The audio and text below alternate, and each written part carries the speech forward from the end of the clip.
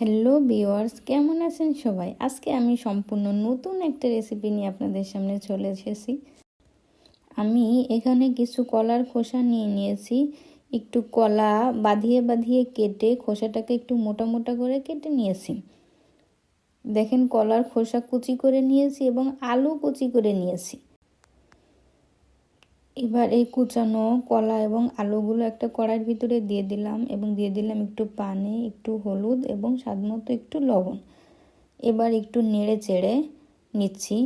কিছুক্ষণ এটাকে নেড়ে চেড়ে নিয়ে আমি একটা ঢাকনা দিয়ে ঢেকে কিছুক্ষণ ভাপ দিয়ে নেব।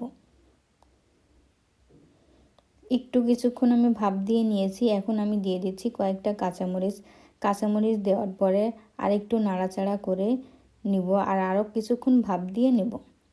এই যে পানি অল্প একটু দিয়েছি, এই পানিটা ফেলানো যাবে না, এটা ভাপ দিতে দিতে পানিটা টেনে যাবে। দেখেন, আমার কলার খোসাটা ভাপ দেওয়া হয়ে গিয়েছে। এবার এটা আমি অন্য একটা পাত্রে নামিয়ে নিচ্ছি।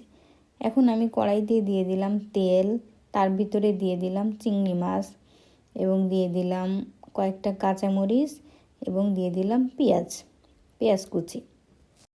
সবগুলো উপাদান তেলের ভিতরে খুব ভালো করে ভেজে নিতে হবে। পেঁয়াজটা একটু হালকা বাদামি বাদামি কালার করে ভাজতে হবে।